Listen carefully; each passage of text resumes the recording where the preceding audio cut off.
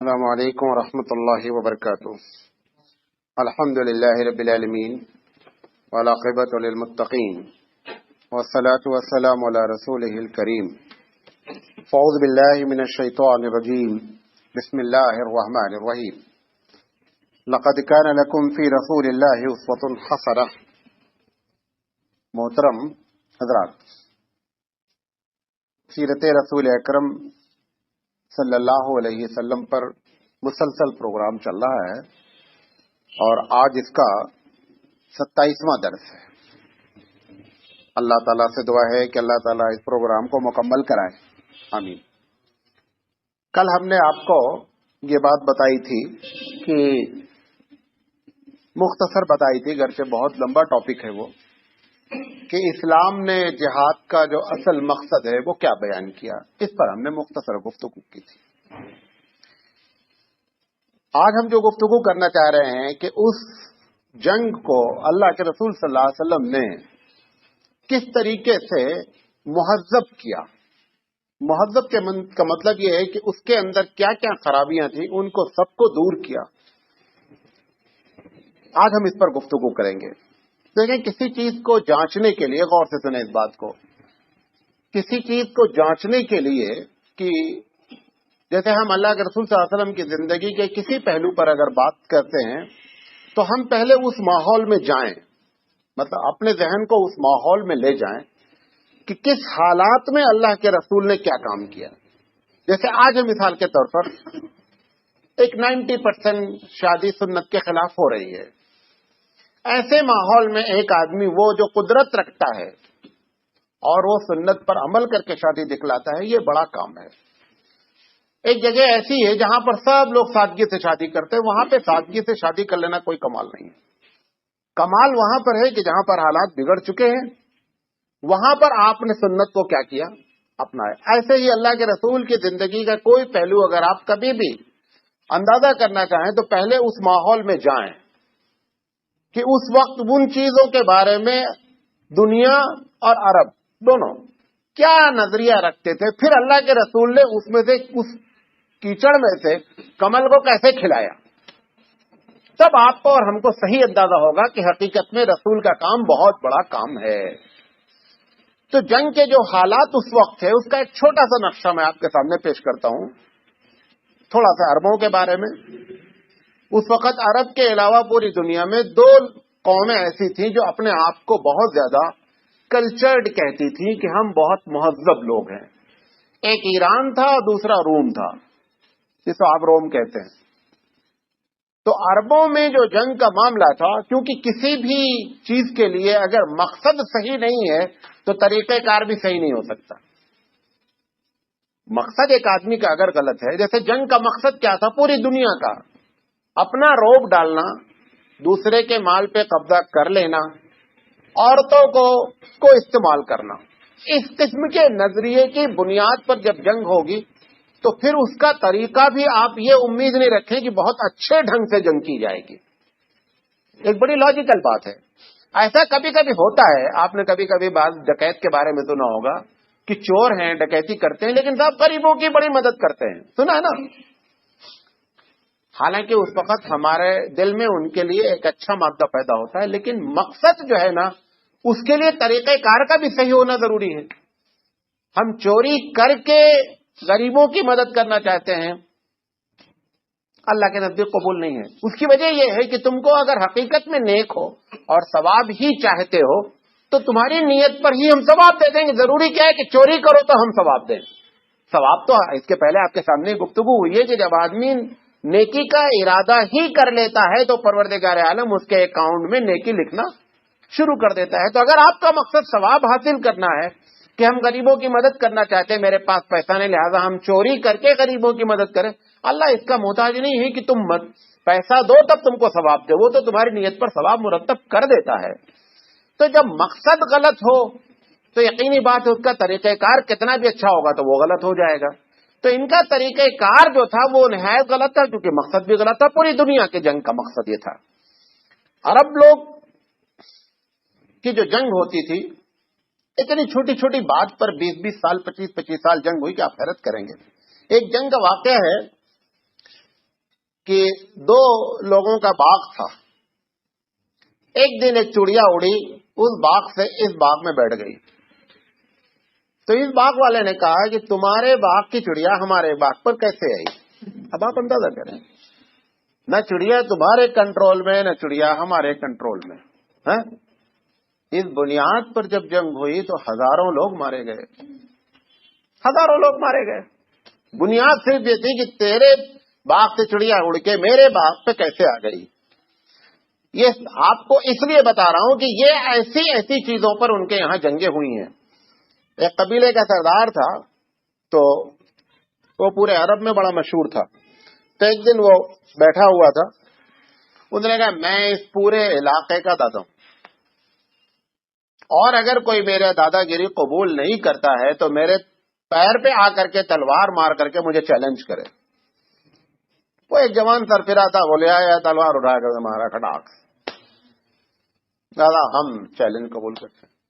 10 سال جنگ ہوئی اس کے بعد دونوں قبیلے میں، 10 سال جنگ ہوئی. اب جنگ کے جو طریقے تھے الگ الگ طریقے تھے. اس میں سے آپ کو ایک بڑا مشہور واقعہ معلوم ہے کہ حضرت حمزہ رضی اللہ تعالی عنہ کو جب شہید کیا گیا تو ہندا نے قسم کھایا تھا کہ ہم جو اس حمزہ کو مارے گا ہم اس کا کلیجہ نکال کر کے چبائیں گے. آپ انداز تصور کریں کہ ایک آدمی کے باڈی سے کلیجہ نکالنا، پھر اس کو چبانا، اس کا ناک اور کان کاٹ کر کے ہار بنا کر کے پھر ڈگا ڈگا ڈانس کرنا کہ صاحب میں نے بڑا تیر مارا ہے. یہ کیا ہے؟ ایسے ان کے پاس چیزوں میں بڑا فخر تھا. قسم کھا لیتے تھے کہ اگر فلاں آدمی کو اگر میں نے قتل کر دیا تو اس کے سر کو پورا بھیجا نکال دیتے تھے، اس کو ایک کٹورا بناتے تھے سر کو. یہ حصہ جب کاٹ دیں گے نا تو یہ حصہ جب الٹا کریں گے تو کٹورا بن جائے گا. کٹورے میں شراب ڈالتے تھے. وہ قسم کھاتے تھے کہ ہم جو ہے وہ اس کے سر میں شراب پیئیں گے. اس قسم کی باتیں عام تھیں عربوں میں. یہ جو دوسری دو قوموں کا نام لیا جو اپنے آپ کو بڑے ویل کلچرڈ کہتے تھے، مہذب ایران اور روم، یہ ان سے بدتر تھے. یہ ان سے بدتر تھے. جنگ میں کئی لاکھ لوگ مارے جاتے تھے. جب مار کر کے ایسا بھی ہوتا تھا کہ پورے شہر میں آگ لگا دی جاتی تھی اور کوئی بھی آدمی بچ نہیں سکتا تھا. قرآن مجید نے ایک واقعے کو ذکر کیا ہے سورہ بروج میں، قتل اصحاب الاخدود. یہ یمن کا واقعہ ہے. عیسائی بادشاہ نے خندق کھدا کر کے اس میں آگ بھری اور اس کے بعد جتنے لوگ تھے زندہ سب کو اس خندق میں ڈال دیا اور کھڑا تماشے سارے لوگ دیکھتے رہے کہ لوگ جب جلتے ہیں تو کیسی حرکت کرتے ہیں. آپ اندازہ کریں، یعنی ہم تو دیکھ بھی نہیں سکتے، ہمارے پاس ہم تصور بھی نہیں کرتے. وہ اس پر خوش ہوتے تھے. جب قیدی پکڑ لیے جاتے تھے، روم اور ایران دونوں کی حالت تھی، تو بادشاہوں نے ہزاروں درندے پال رکھے تھے، ان کو بھوکا رکھا جاتا تھا. پھر اس کا میلہ ہوتا تھا. اس گراؤنڈ میں درندے لا کے چھوڑے جاتے تھے. پھر یہ قیدی جو ہوتے تھے یہ ان کے سرمان میں چھوڑے جاتے تھے کہ دیکھتے ہیں کہ یہ اس کے اوپر کیسے حملہ کرتا ہے اور کیسے اس کو کھاتا ہے. اور پورے لوگ بیٹھ کر کے اس کی جو ہے گویا کہ آنکھوں سے ویڈیوگرافی بنائی جاتی تھی اور اس پر خوب خوشی ہوئی جاتی تھی کہ صاحب یہ 5 منٹ تک اس سے مقابلہ کیا، یہ 10 منٹ تک اس سے مقابلہ کیا. اس قسم سے قیدیوں کے ساتھ اور جنگوں کا معاملہ ہوتا تھا. اب اللہ کے رسول کا اس کے مقابلے میں آپ جنگ کی بات سوچیں، تب آپ کو صحیح اندازہ ہوگا کہ اللہ کے رسول نے جنگ کے اندر اصلاح کیسے فرمائی. یہ مجھے اس کی تحقیق نہیں ہے، جو گڈ مارننگ بولتے ہیں نا، میرا ایسا دماغ کام کر رہا ہے، واللہ عالم کہاں تک صحیح ہے. یہ کیا ہوتا تھا کہ لوگ رات میں چھپ کر کے اچانک صبح کے وقت فجر صبح صادق سے پہلے حملہ کرتے تھے. ایک عام رواج تھا. اس کی بنیاد پر یہ لفظ یہ نکلا کہ تمہاری صبح اچھی ہو، گڈ مارننگ. یہ وہاں سے مجھے لگتا ہے ایسا نکالا ہے یہ لفظ. ایسے ہی عربوں میں السلام علیکم کی جگہ پر صباح الخیر بولتے ہیں آج بھی. بعض جو عرب ایڈوانس ہیں، گرچہ مسلمان ہیں، وہ السلام نہیں کرتے ہیں. آفس وغیرہ میں ملیں گے صباح الخیر. اور یہ جو سوڈان وغیرہ کے لوگ ہیں، مصر کے جو لوگ ہیں، جو چیز ان کو پسند ہے اس کا نام لے کر کے سلام کرتے ہیں. مطلب جیسے ایک اناج ہوتا ہے فول کہلاتا ہے، آپ کے یہاں جو ہے وہ چنے سے ملتا جلتا ہوتا ہے، تو سوڈان بھی بہت پسند کرتے ہیں، تو وہ صبح سلام کرتا صباح الفل۔ اللہ کے رسول سے بتانا چاہتا ہوں کہ وہ صباح الخیر جو نکلا تھا کہ صبح تمہاری غنیمت ہو، رات میں حملے سے بچ جاؤ، تو اللہ کے رسول صلی اللہ علیہ وسلم نے سب سے پہلا قانون بنایا کہ اگر کسی سے بھی جنگ کرنی ہے، اچانک اس کے اوپر حملہ نہیں کریں گے، اس کو بتا کر کے ہم جنگ کرنے آ رہے ہیں، تیار ہو جاؤ۔ نمبر 1 اصلاح۔ نمبر 2، جب جنگ شروع ہو جائے گی تو کسی بھی عورت پر ہاتھ نہیں اٹھے گا، کسی بھی بچے کو قتل نہیں کیا جائے گا، کسی بوڑھے پر ہاتھ نہیں اٹھایا جائے گا، کسی مریض پر ہاتھ نہیں اٹھے گا، کوئی عبادت گزار جو ہے اپنی مسجد میں اپنی جس جگہ پہ بیٹھا ہوا جو بھی اس کا عبادت کی جگہ ہے اس کو ڈسٹرب نہیں کیا جائے گا، مریض کو ڈسٹرب نہیں کیا جائے گا، زخمی پر ہاتھ نہیں اٹھایا جائے گا۔ یہ سارے قانون اس وقت سے لے کر آج تک اسلامی جنگ میں مرتب ہیں، اور ایسا نہیں کہ صرف آن پیپر ہیں، یہ بین ہی اسی کے تحت سارے خلفائے راشدین نے اس پر عمل کیا کہ اللہ کے رسول کے اس قانون کے تحت ہی جنگ لڑی جاتی تھی۔ یہ پوری دنیا کے لیے حیرت کی چیز ہے کہ مطلب جنگ بھی کرنے جا رہے ہو پھر کر رہے عورت پر نہیں ہاتھ اٹھائیں گے، وہاں تو عورت ہی کے لیے جنگ ہو رہی ہے۔ ایک بادشاہ ایران کا ہے، اس نے سیریا پر حملہ کیا تھا، تو جتنی خوبصورت لڑکیاں تھیں سب کو اس نے اپنے محل میں بلوا لیا۔ مقصد ہی یہ تھا کہ صاحب وہاں کے کیونکہ سیریا کی عورتیں بہت خوبصورت ہوتی، اس وجہ سے ان کو سب کو اس نے بلانے کے لیے مطلب اسی کے لیے گویا کہ جنگ کیا تھا۔ اللہ کے رسول نے بہت پابندی دے فرمایا کہ کسی عورت پر۔ ایک مرتبہ صرف ایسا ایک واقعہ ہوا کہ میدان جنگ میں ایک عورت کی لاش نظر آ گئی۔ اللہ کے رسول صلی اللہ علیہ وسلم جب جنگ ہو جاتی تھی تو پورے میدان کو وزٹ کرتے تھے، وزٹ کر کے دیکھتے تھے کہ کس کے ساتھ کیا معاملہ ہوا ہے۔ تو دیکھا ایک عورت قتل کی ہوئی پڑی۔ اللہ کے رسول ایک دم غصے سے ڈھنا ہو گئے اور پوچھا کس نے اس کو قتل کیا، کس نے قتل کیا؟ خیر یہ پتا نہیں چل سکا، کیوں؟ کیونکہ وہ درمیان میں کہیں آ گئی، درمیان میں کسی نے ارادتاً اس کو نہیں مارا تھا، لیکن اللہ کے رسول صلی اللہ علیہ وسلم نے بہت سختی سے اس پر نوٹس لی۔ یہی ایک واقعہ ہے اس پورے 11-10 سال کے عرصے میں کہ ایک عورت میدان جنگ میں قتل کی ہوئی پائی گئی۔ تو اللہ کے رسول صلی اللہ علیہ وسلم پھر دوسرا کہ جب بندہ مر گیا تو آپ نے فرمایا اب باڈی کا احترام کیا جائے گا۔ آپ نے فرمایا کہ جو عربوں کا دستور ہے کہ ناک کاٹ لیتے ہیں اور کان کاٹ لیتے ہیں، آپ اس کو مسلح کہتے ہیں، آپ نے فرمایا کہ مسلح قطعی نہیں کیا جائے گا، کسی بھی جنگی کا مسلح نہیں کیا جائے گا۔ اچھا، کچھ لوگ جو اریسٹ ہو کر جاتے تھے ان کے ساتھ جو بتایا کہ ایسے ایسے واقعات ہوتے تھے، درندوں کے سامنے چھوڑ دیا جاتا، اللہ کے رسول صلی اللہ علیہ وسلم نے ان کے لیے آپشن رکھا کہ ہمارے اگر قیدی موجود ہیں تو آپ ہمارے قیدی چھوڑ دیے، میں آپ کے قیدی کو چھوڑ دوں، پہلا آپشن۔ دوسرا آپشن اللہ کے رسول کہتے تھے جس کے پاس قیدی گیا ہے جو خود کھاؤ گے وہ اس کو کھلانا پڑے گا، باقاعدہ، اور اس پر سختی سے تاکید تھی۔ صحابی جب بعد میں ایمان لائے ہیں انہوں نے کہا کہ میں نے ایسا دیکھا ہی نہیں کہ وہ صحابی کے گھر میں اتنا ہی کھانا تھا کہ خود کھا سکے، وہ خود نہیں کھاتا تو ہم کو لا کر کے کھلا دیتا تھا۔ ایسے بھی صحابہ ہمارے جو ہے گزرے اور ایسے بھی ان کے واقعات گزرے ہیں۔ پھر آپ نے فرمایا کہ تیسری شکل یہ ہے کہ فدیہ دے دے، اور فدیہ دے کر کے جو ایک بنی جس لحاظ سے فدیہ جو ہے وہ کوئی فکس نہیں ہوتا تھا، جو آدمی پکڑا ہوا اس کے اسٹیٹس کے لحاظ سے فدیہ رکھا جاتا تھا کہ یہ آدمی بڑا ہے یہ اتنا پے کر سکتا ہے، یہ آدمی چھوٹا ہے لہذا اس کے کم جو ہے وہ پیسے سے لیے جائیں گے۔ حضرت عمر کا ایک واقعہ ہے بڑا دلچسپ۔ حضرت عمر رضی اللہ تعالیٰ عنہ کے زمانے میں ایک جنگ لڑی گئی، تو ایک صاحب جنگ جس سے لڑی جا رہی تھی تو یہ تھا کہ یہ قبیلہ سرنڈر ہو جائے گا، تو اس میں ایک بادشاہ وہ جو قبیلے کے سردار کی لڑکی تھی اس کے بارے میں طے ہوا کہ اگر وہ اریسٹ ہو جاتی ہے نا تو بڑی رقم لے کر کے فدیہ چھوڑنے کا ہے، چھوٹی نہیں مانگنا کیونکہ بہت ارب پتی آدمی ہے وہ۔ یہ آپس میں صحابہ نے طے کر لیا، اتفاق سے وہ پکڑ گئی، وہ عورت بھی آ گئی، وہ ایک صحابی کے حصے میں آ گئی۔ جب وہ تقسیم ہوئی تو اس نے کہا کہ مجھے چھوڑ دو،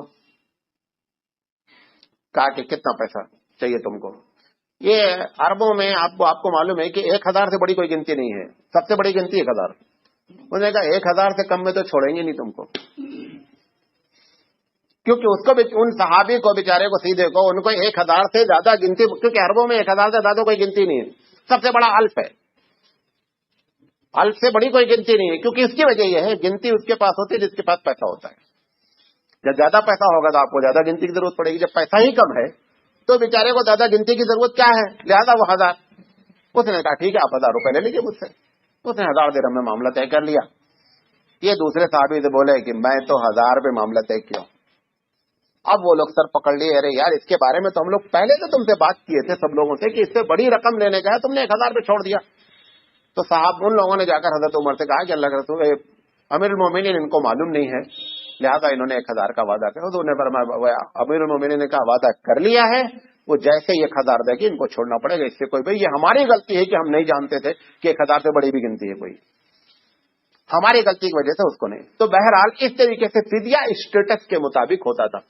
اس طریقے سے اللہ کے رسول صلی اللہ علیہ وسلم قیدیوں کو، اور اگر کوئی مسلمان ہو جاتا تھا تو اللہ کے رسول اس کو ادا کر. اور بسا اوقات ایسا بھی ہوتا تھا کہ کچھ بھی دینے لائق نہیں ہوتا تو اللہ کے رسول کیا کر دیتے، اس کو معاف کر دیتے. کل میں نے آپ کو بتایا تھا کہ 6000 لوگوں کو ایسا اللہ کے رسول نے کیا کر دیا تھا، معاف فرما دیا تھا. اب آپ اندازہ کریں کہ جس ماحول میں جنگ ہوئی ہے، جس ماحول میں یہ قانون مرتب کیا جا رہا ہے، اور جبکہ پوری دنیا جنگ کے بارے میں یہ نظریہ رکھتی ہے، ایسے میں کم لوگوں کو مار کر کے ایک بہت بڑا نتیجہ برآمد کرنا ایک، اور پھر جنگ کی پوری اصلاح کرنا. اس کے بعد باڈی کے بارے میں، باڈی کی کوئی بھی جو بے حرمتی نہیں، باڈی کو قاعدے سے جیسا ان کا وہ ہے اس کو اٹھا کر کے جو ہے وہ قبروں میں یا گڑھوں میں ڈال دیا جاتا تھا، لیکن ان کے ساتھ کوئی بے حرمتی کی بات نہیں ہوتی تھی. تو اس طرح اللہ کے رسول صلی اللہ علیہ وسلم نے جنگ کے بارے میں ایک دنیا کو مہذب طریقہ سکھلایا. اچھا، اب میں نے آپ کو جو اس کے پہلے بات کی تھی کہ قریش پوری تیاری کر رہے ہیں کہ مدینے پر حملہ کرنا، یہاں سے بات اٹھی تھی نا. اب اللہ کے رسول بھی تو، کیونکہ وہ تو ہمارے علماء بیٹھ کر کے ہندوستان کے اللہ کے رسول کو ایک ایکسٹرا آرڈنری، ایک ایسی شخصیت ثابت کرتے ہیں کہ سارا منتر چھو منتر سے ہو رہا ہے. چھو منتر سے کوئی معاملہ نہیں ہو رہا ہے. سب اسباب ظاہری میں جتنی چیزیں ایک عام آدمی کو ضرورت پڑ سکتی ہے مسائل سے، وہ سب اللہ کے رسول کو اللہ جان بوجھ کر کے جھلا رہا ہے. نبی کریم صلی اللہ علیہ وسلم نے جب ان کی یہ نیوز سنی کہ مدینے میں یہ حملہ کرنے کی پوری تیاری کر رہے ہیں، تو آپ نے 3 کام کیے. سب سے پہلے دیکھیں، یہ ایک ہوشیاری کا کام ہوتا ہے کہ کوئی آدمی قبل اس کے آپ پر حملہ کرے، آپ اس کے اوپر کیا کریں، ایسا پریشر ڈالیں کہ وہ حملہ کرنے سے رک جائے. نفسیاتی دباؤ ہوتا ہے. آپ کے پاس کبھی ٹکٹ نہ ہو، ٹی ٹی سے آپ پوچھیں یہ ٹرین کہاں جا رہی، وہ آپ سے یہ پوچھنا بھول جائے گا کہ آپ کے پاس ٹکٹ ہے یہ کہ نہیں. اگر آپ گیٹ پر ٹی ٹی سے یہ پوچھ لیں، پہنچتے ہی آپ ہی جا کر کے پوچھیں کہ صاحب یہ ٹرین کہاں جا رہی ہے. ایک مرتبہ ہم موٹر سائیکل سے سفر کر رہے تھے، بابری مسجد کا ایشو بڑا اٹھا ہوا تھا، رات کا وقت تھا، ایک مغرب کا وقت ہو رہا تھا. تو ہم موٹر سائیکل سے جا رہے تھے، ایک 20-22 کلومیٹر کا سفر تھا. یہ لوگ 3 کے تینوں کسی طرح چاہ رہے تھے کہ موٹر سائیکل لڑا دے اس سے. میں نے محسوس کر لیا وہ تھوڑی دیر آگے چلیں پھر پیچھے چلیں. ہم تھوڑی دیر آگے جا کر کے ہم کھڑے ہو کر ہم نے کہا روکو، ہم نے تینوں ہم نے کہا روکو، گاڑی روکا. ہم نے کہا بتاؤ بھائی فلاں جگہ کا راستہ کہاں ہے. ان سے پوچھا کہ ہم کو فلاں جگہ جانا ہے، اب آپ برائے کرم بتائیں کہ کون سا راستہ ہے. اب وہ نفسیاتی طور پہ ختم ہو گئے. انہوں نے شرافت سے بتایا کہ صاحب آگے جائیں گے. ہاں کل مجھے راستہ معلوم تھا کیونکہ میں جولی جانے والا تھا اس راستے پر. میں نے پوچھا بھائی یہ راستہ کہاں جائے گا، فلاں جگہ مجھے جائیں. یہ نفسیاتی طور پر علاج ہوتا ہے. ایک مرتبہ اللہ کے رسول نے ایک صحابی کو جاسوسی کے لیے بھیجا. ابو سفیان کو پتا چل گیا کہ صاحب کچھ مکے کے جاسوس یہاں آ گئے ہیں رات میں. تو اس نے کہا ایسا کرو، اپنی فوج کو اعلان کیا ابو سفیان نے کہ آپ لوگ اپنے اپنے بازو والے کو چیک کر لیں کہ کون لیٹا ہوا ہے. مجھے ایسی اطلاع ملی ہے کہ جاسوس یہاں آ گئے اندر. اب یہ جو صحابی جو جاسوسی کے لیے گئے تھے ان کی تو ہوا خطک گئی. خیر اللہ نے فوراً ان کے دل میں بات ڈالا. انہوں نے پٹ سے پوچھا اس سے مننتا، وہ اصل آدمی جو تھا یہ جاسوس تھے، اس سے پوچھا مننتا. اس نے کہا فلاں ابن فلاں کاشا لیٹے رہو. وہ ان سے پوچھنا بھول گیا کہ مننتا تم کون ہو، یہ ان سے پوچھنا بھول گیا. اس سے قبل انہوں پوچھ لیا. جا کر اللہ کے رسول کو بتایا کہ کہا کہ اللہ نے آپ کی مدد فرمائی. سمجھے؟ تو یہ ایک نفسیاتی دباؤ ہوتا ہے. تو اللہ کے رسول صلی اللہ علیہ وسلم نے سائیکولوجیکل پریشر ڈالنے کے لیے کیا کیا کہ جو ان کا راستہ سیریا سے مکے کا تھا، جو وایا مدینہ کے کنارے سے گزرتا تھا، اللہ کے رسول نے اس پر چھوٹی چھوٹی ٹکڑیاں بھیجنا شروع کیا. اب ان کے قافلے آ جا رہے ہیں، مکے والے دوسرے بھی جا رہے ہیں، وہ اطلاع جا رہی ہے کہ اللہ کے رسول مستقل اس روڈ پر جو ہے وہ ان کے موبائلنگ ہو رہی ہے. حالانکہ مقصد صرف یہ تھا کہ ان کے اوپر پریشر ڈالا جائے. آپ نے لڑائی کا ارادہ نہیں کیا تھا ان سے. 3 ایسی ٹکڑیاں جنگ بدر سے پہلے بھیجی. 3 مرتبہ خود گئے. یعنی اس سے پہلے تو صحابہ کو بھی حضرت حمزہ رضی اللہ تعالیٰ کو خاص کر بھیجا گیا. پھر اس کے بعد اللہ کے رسول خود 15 20 کبھی 40 لوگوں کو لے کر کے نکلے اور 40-50 کلومیٹر کا راؤنڈ لگا کر کے وہاں رک کر کے کھانا پانی کر کے ادھر، تاکہ علاقے والوں کو معلوم ہو جائے کہ ہم الرٹ ہیں. ایسا نہیں ہے خدا نہ خدا کہ تم ہم پر اوپر کسی وقت آ کر کے گر جاؤ گے تو ہم جو ہے وہ ہاتھ پیر پھول جائے گا. نہیں، ہم الرٹ بیٹھے ہوئے ہیں. نبی کریم صلی اللہ علیہ وسلم نے تیسرا یہ کیا کہ جس اس راستے پہ جو خاص قبیلے تھے نا، ان سے جا کر کے معاہدہ کر لیا. پہلے مکے میں آپ کو بتایا تھا، مدینے میں پہلے کی یہودیوں سے معاہدہ کر لیا تھا. بقیہ اب یہ علاقے کے جو بڑے قبیلے تھے، ایسا تھا کہ ہو سکتا ہے کہ یہ جب مکے والے لوگ آویں تو ان سے مدد لے کر کے مزید ہمارے اوپر کمک جاری کر دیں. لہٰذا اللہ کے رسول نے ان سے بھی جا کر کے کیا کر دیا، معاہدہ کر لیا. تو یہ 3 کام کیا، چھوٹی چھوٹی ٹکڑیاں بھیجتے رہے اور اس کے بعد آپ خود جو ہے وہ موبائلنگ کرتے رہے اور اس کے بعد جو ہے ان لوگوں سے جا کر کے معاہدہ کر لیا. اسی درمیان میں اللہ کے رسول کو یہ اطلاع ملی کہ صاحب سیریا سے قافلہ ابو سفیان کا بڑا مال لے کر کے لوٹ رہا ہے اور یہ مال آپ کے اگینسٹ استعمال ہونا ہے وہاں پہنچ کر کے. اللہ کے رسول نے سوچا کہ اس کو قافلے کو راستے میں روک لینے کا، اس کو جانے نہیں دینے کا. نبی کریم صلی اللہ علیہ وسلم نے صحابہ سے کہا کہ ایسا ہے کہ جنگ کا ارادہ نہیں تھا. آپ نے کہا کہ میرے ساتھ جو لوگ چلنا چاہیں چلیں، کیونکہ اگر جنگ کا ارادہ ہوتا اور پہلی جنگ ہوتی تو سب کے اوپر کمپلسری ہوتی. سب کے اوپر آپ نے اس کو کیا کیا، والنٹری طور پہ کہا کہ جس کا دل چاہے وہ کیا ہو جائے، شامل ہو جائے. تو تقریباً اس میں 313 لوگ کیا ہوئے، شامل ہوئے. 313 لوگ جب شامل ہوئے تو اللہ کے رسول نے فرمایا کہ امید یہ ہے کہ اللہ تعالیٰ جو ہے وہ ہم کو وہ قافلے سے ملائے گا اور ہم اس پر جو ہے قبضہ کریں گے اور ان کی جو اصل رگ ہے اکنامکلی وہ ہم یہاں سے کیا کریں گے، ختم کر دیں گے. اللہ تعالیٰ کو دوسرا منظور تھا. اللہ تعالیٰ کہہ رہا تھا کہ نہیں، یہ قافلے کی بات نہیں، اکٹھا ہی معاملہ ایک مرتبہ ختم ہی ہو جائے. پروردگار عالم کا یہ اپنا پلان تھا. نبی کریم صلی اللہ علیہ وسلم 313 کو لے کر کے مدینے سے نکلے. اس میں 2 گھوڑے تھے اور 70 اونٹ تھے، یعنی سب، اور تلواریں کچھ تھی، الگ الگ روایتیں ہیں، لیکن سب کے پاس اسلحہ قاعدے کا نہیں تھا کیونکہ جنگ کا ارادہ نہیں تھا. ایک قافلے کو جو ہے وہ روکنا تھا، اس کے اوپر جو ہے وہ چھاپا مارنا تھا اور ان کے لوگوں کو جو ہے وہ 2-4-10 لوگ پکڑ جاتے ہیں اس میں.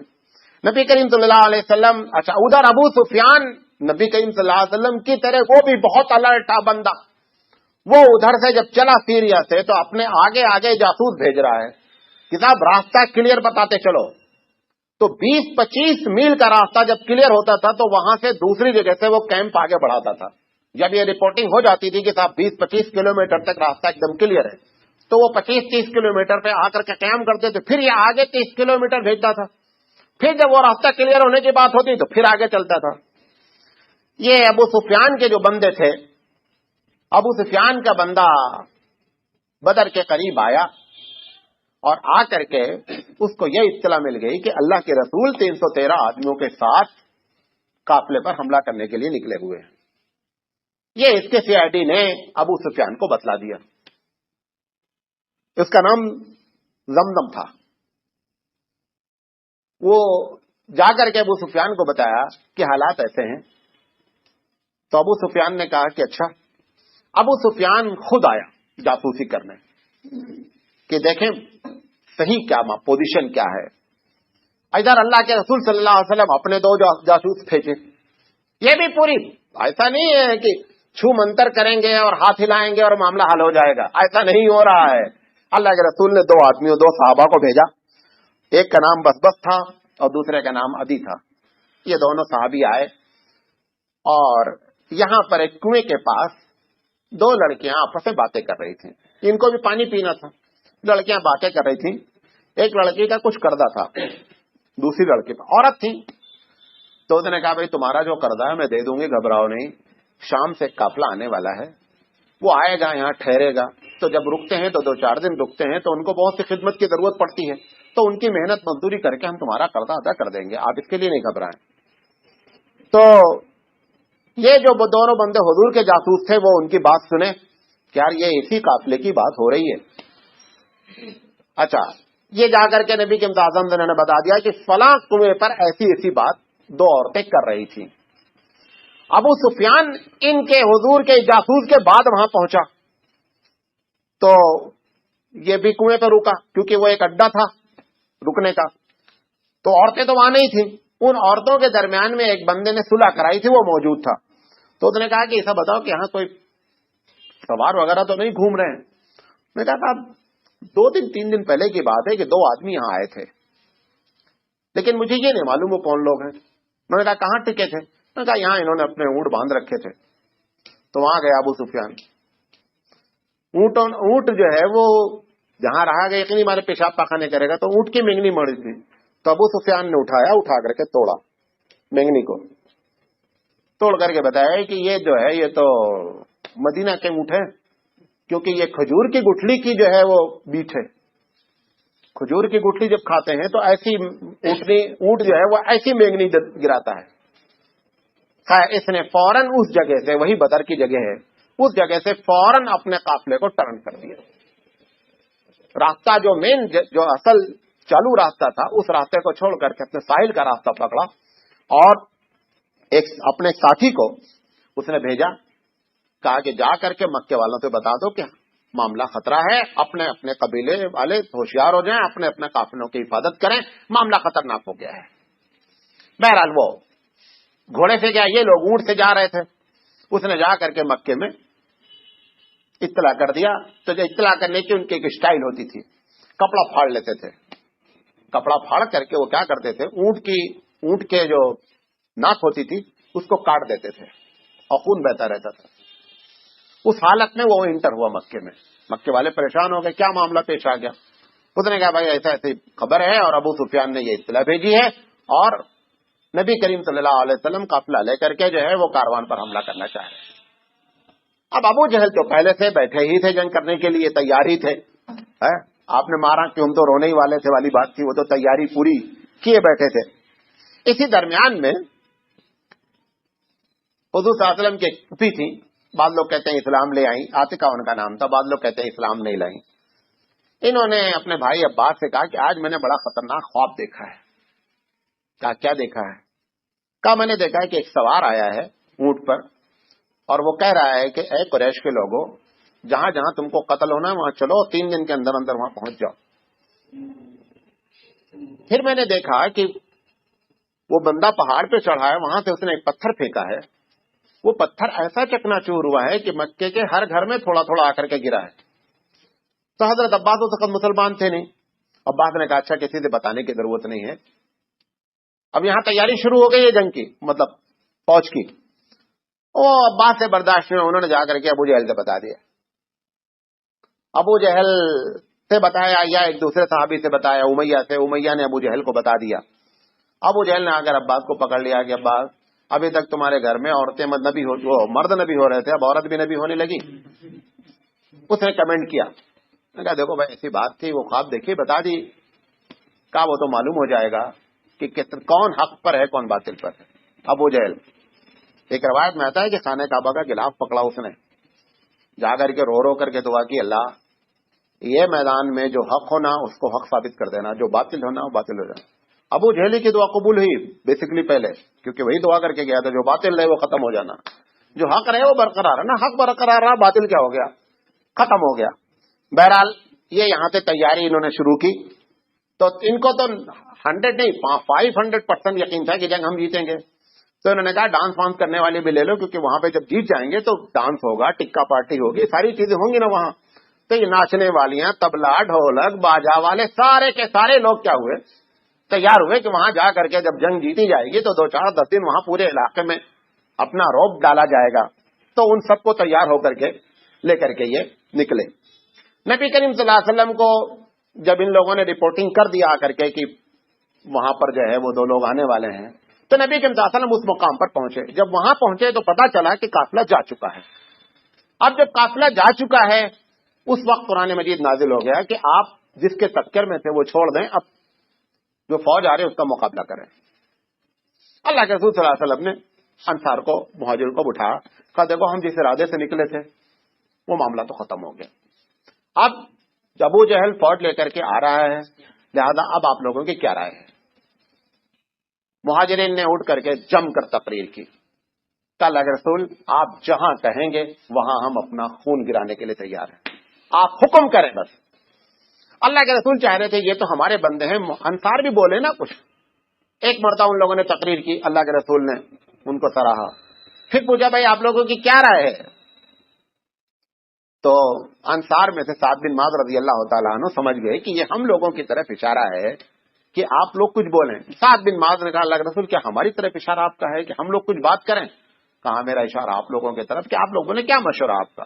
سعد بن معاذ نے کھڑے ہو کر کے تقریر کی، زبردست تقریر کی۔ انہوں نے کہا اللہ کے رسول ہم نے آپ سے وعدہ کیا ہے، آپ جس سے دشمنی کریں گے ہم اس سے دشمنی کریں گے، آپ جس سے صلح کریں گے ہم اس سے صلح کریں گے، ہم موسیٰ کی قوم کی طرح نہیں ہیں کہ اذهب انت وربک، موسیٰ تم و تمہارے اللہ جاؤ اور وہاں پہ جنگ کرو اور جب جنگ ہو جائے گی تو ہم جھنڈا گاڑنے آ جائیں گے، ہم لوگ ویسے نہیں، آپ حکم کریں اور ہم سب کچھ کرنے کے لیے۔ اللہ کے رسول صلی اللہ علیہ وسلم نے شکر ادا کیا، انہوں نے کہا میں یہی چاہتا تھا۔ پھر انصار کے ایک آدھ لوگوں نے اور تقریریں کی۔ بہرحال نبی کریم صلی اللہ علیہ وسلم جو ہے اب بدر کے مقام پہ پہنچ گئے۔ جب بدر کے مقام پہ پہنچے تو اس سے پہلے جو ہے وہ ابو جہل پہنچ گئے۔ ابو جہل نے پہنچ کر کے وہاں جو چشمے پانی کے تھے اس پر انہوں نے کیا کر لیا؟ قبضہ کر لیا۔ نبی کریم صلی اللہ علیہ وسلم پہنچے تو اب وہاں پانی کا مسئلہ، اللہ تعالیٰ نے بارش نازل کی، صحابہ نے کیا کیا کہ تھوڑے تھوڑے گڑھے بنا کر کے آپ نے پانی کو جمع کر لیا۔ بہرحال ان کے لیے وہ ایک اچھی جگہ ہو گئی۔ نبی کریم صلی اللہ علیہ وسلم رات میں دعائیں کرتے رہے۔ اتنے میں ابو سفیان کی فوج میں یہ ہو گیا کہ اب جب ہمارا قافلہ نکل گیا ہے تو جنگ کرنے کی کیا ضرورت ہے؟ جنگ کیوں کی جائے؟ اب جنگ کا جو اصل مقصد تھا قافلے کی سیفٹی، قافلہ آلریڈی پہنچ گیا، سفیان کو اطلاع مل گئی، یہاں اطلاع ملے گی کہ قافلہ مکہ پہنچ چکا ہے، لہذا اب ہم لوگوں کو واپس ہو جانا چاہیے۔ جب یہ بات آئی، اب یقینی بات ہے کہ مورل ڈاؤن ہوا نا، جب یہ بات آئی تو کچھ قبیلے جو راستے میں ملے تھے، جن کے اس میں قبیلے میں لوگ شامل تھے، وہ لوگ تو وہیں سے نکل گئے کہ ابو جہل ایسا السلام علیکم ہمارا قافلہ پہنچ گیا، ہم جنگ نہیں کریں گے۔ امیہ جس کے بارے میں کل بتایا تھا نا کہ صحابی نے کہا تھا کہ حضور نے کہا کہ تمہاری خیریت نہیں ہے، ہم مکہ نہیں چھوڑیں گے، یہ جب مکے سے ابو جہل نے اسے کہا کہ چلو ہمارے ساتھ، تو امیہ نے کہا وہ ہم تو جائیں گے نہیں اور ہم کو بہت ڈر لگ رہا ہے۔ تو اس نے ان کو خوب تانا دیا، کہا کہ چوڑی پہن لو، عورت بن جاؤ۔ یہ جب سب تانا دیا تو اس نے اپنی بیوی سے مشورہ کیا، تو بیوی نے کہا کہ پاگل ہوئے ہو، تمہارا جو بھائی ہے، اللہ کے رسول کو کہتے ہیں تمہارا بھائی جو مدنی ہو چکا ہے اس کی بات کبھی غلط نہیں ہوتی، اپنے آپ کو مروانے جا رہے ہو؟ کہا نہیں، ابو جہل سے بات ہوئی ہے، ہم کو ایک تیز گھوڑا دیں گے، اگر کہیں خطرہ محسوس ہوگا تو ہم وہاں سے واپس آ جائیں گے۔ تو اللہ کے رسول صلی اللہ علیہ وسلم کی بات پر ان کو اتنا یقین تھا۔ بہرحال کیونکہ اس میں سب کو ختم ہونا تھا، دو کو چھوڑ کر سارے سردار آ گئے تھے، ایک ابو سفیان نہیں آئے تھے، ایک ابو لہب نہیں آیا تھا۔ ابو لہب کو جب ابو جہل نے کہا تم چلو، تو کہا اچھا، ابو لہب کو معلوم تھا کہ معاملہ سنگین ہے، اللہ کے رسول سے مقابلہ ہے، تو ابو لہب نے اپنی جگہ پر ایک اپنا بدل بھیج دیا کہ بھائی یہ ہماری جگہ لڑے گا اور میں جانے کی پوزیشن میں نہیں ہوں۔ تو ابو جہل اس طریقے سے بچ گئے، ابو سفیان اس طریقے سے بچ گئے کہ کیا کہتے ہیں وہ قافلہ لے کر کے گئے تھے، لہٰذا وہ وہاں آرام کر رہے ہیں۔ تو امیہ نے کہا کہ ایسا ہے کہ اپنی فوج کو بلا کر کے یہی سنبھال رہے تھے باغ ڈور، تقریر کی، کہا دیکھو اگر ہم جنگ کریں گے محمد صلی اللہ علیہ وسلم سے تو جو ہمارے لوگ ہیں وہی ان کے ساتھ ہیں، مہاجرین، کوئی اپنے بھائی کو مارے گا، کوئی اپنے بیٹے کو مارے گا، کوئی اپنے رشتہ داروں کا سب مارے گا، لہذا بہتر یہ ہے کہ اگر ہمارا قافلہ چلا گیا ہے تو اب ہم کو واپس ہو جانا چاہیے۔ اچھا، اب اندر سے تو جو لوگ پہلے سے نبی کے مساقت جان رہے تھے وہ تو ڈر رہے تھے نا، لیکن ابو جہل کے اکسانے پر سب لوگ آ گئے تھے۔ جب انہوں نے تقریر کر دی، اب چیف آف آرمی تقریر کر رہا ہے تو اب مورال کہاں جائے گا؟ مورال اور ڈاؤن ہو گیا۔ ابو جہل کو پتا چلا کہ تب ایسی تقریر کی، ابو جہل آیا، کہا کیا بات ہے امیہ؟ کہا دیکھو مجھے معلوم ہے تم ایسا کیوں کر رہے ہو۔ کہا کیوں؟ کہا تمہارا لڑکا حذیفہ مسلمان ہو گیا اور وہ وہاں شامل ہے، تم سوچ رہے ہو کہیں جنگ اور میرا بیٹا نہ اسے مار دیا جائے، اس وجہ سے تم جنگ کی پلاننگ کینسل کر رہے ہو. یہ اس نے تانا دیا. جب تانا دیا تو اس نے کہا کہ اگر تم یہ سمجھتے ہو تو میں سب سے پہلے اب نکلوں گا جنگ میں. بہرحال پھر یہ پلاننگ ہو گئی کہ نہیں صاحب صبح جنگ کرنا ہے. نبی کریم صلی اللہ علیہ وسلم نے حضرت علی رضی اللہ تعالیٰ عنہ حضرت زبیر بن عوام کو پھر رات میں جاسوسی کے لیے بھیجا کہ صحیح اندازہ لگاؤ کتنے آدمی ہیں. یہ لوگ پھر گئے. پہلے ان دونوں کو بھیجا تھا، وہ تو راستے سے پہلے بھیجا تھا. اب میدان میں پہنچ کر کے پھر جاسوسی کی گئی. اتفاق سے وہاں پہ دو لڑکے پکڑ گئے. یہ دونوں کو پکڑ لائے حضرت علی رضی اللہ عنہ زبیر بن عوام دونوں کو. پوچھا کون ہو؟ پہلے تو انہوں نے کہا ہم لوگ تو اسی علاقے کے رہنے والے ہیں. تو دوسرے نبی کے مطابق نماز پڑھ رہے تھے. تو اس کے بعد انہوں نے 2-4 ہاتھ مارا اس کو. جب مارا تو وہ قبول دیا تھا ہم ابو سفیان کے آدمی ہیں. نبی کے مطابق نماز پڑھ کے فارغ ہوئے، کہا ان کو چھوڑ دو. اچھا یہ بتاؤ کتنے لوگ ہیں؟ کہا کیسے بتا دو ہم تم کو چھوڑ دیں گے. کہا کہ ہمیں اندازہ نہیں ہے کتنے لوگ ہیں. کہا یہ بتاؤ کہ روزانہ کتنے اونٹ کاٹ رہے ہیں وہ لوگ، کھانا جو پک رہا ہے. کہا کہ کسی دن 9 کاٹ رہے ہیں، کسی دن 10 اونٹ کاٹ رہے ہیں. تو حضور نے کہا اس کا مطلب 1 اونٹ میں 100 آدمی کھا رہے ہیں، 1000 آدمی ہیں. دیکھیے پورے اسٹریٹجی ہے اللہ کے رسول کے پاس. کہا 9 اونٹ کاٹ رہے ہیں، 10 اونٹ کاٹ رہے ہیں، اس کا مطلب 900 اور 1000 کے بیچ میں ان کی تعداد ہے. پھر اللہ کے رسول نے اسے پوچھا کہ ان میں کچھ لوگوں کو پہچانتے ہو؟ کون لوگ آئے ہوئے ہیں؟ تو اس نے ایک کو نام بتایا کہ صاحب فلاں آئے ہیں، فلاں آئے ہیں، فلاں آئے ہیں. سارے سرداروں کا نام اس نے بتا دیا. فلاں. نبی کریم صلی اللہ علیہ وسلم نے اپنے لوگوں سے کہا خوش ہو جاؤ، چلو آج میں بتا دیتا ہوں تم کو. اب جنگ کل صبح ہونی ہے. آپ نے دوپہر کے وقت میں جا کر کے بتایا یہاں پر ابو جہل مرے گا، اس جگہ پر یہ امیہ مرے گا، یہ فلاں آدمی مرے گا. سب کے نام بنام جگہ تک بتایا. اس جگہ پر ان کو اللہ جو ہے مروائے گا یہاں پر. اور یہ سارے جو ان کے سردار تھے، جو بدماش قسم کے لوگ تھے، سب کو اللہ نے تمہارے لیے اکٹھا کر دیا ہے کہ الگ الگ مارنے کے بجائے ایک ہی جگہ پہ معاملہ ختم ہو جائے. یہ بار بار کا چکر نہیں رہے تاکہ کمر جو ٹوٹے تھے ایک دم سے ٹوٹ جائے. بہرحال صحابہ نے جو ہے وہ جب حضور نے چونکہ صحابہ کو اللہ کے رسول کی بات پر پورا یقین تھا. جب اللہ کے رسول نے اب ان کا مورل اور ہائی ہو گیا.